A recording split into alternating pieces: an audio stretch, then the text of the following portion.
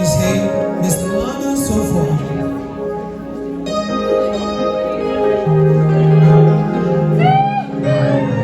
A round of applause, ladies and gentlemen, for contestant number 3.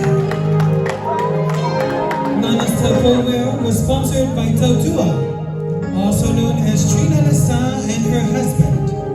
They wanted to keep it traditional as possible and emphasize the strength in her Samoan spirit. Her attire and her siva are like her tribute to all of the women and ancestors before her.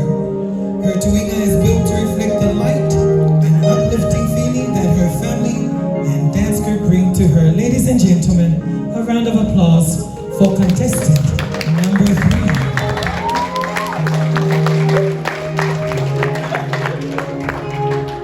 I fail to acknowledge that Lana has been escorted this whole evening by her brother, her dance brother, Ma'a, for you, ladies and gentlemen. Ladies and gentlemen, we love a little Tauva Ma'a.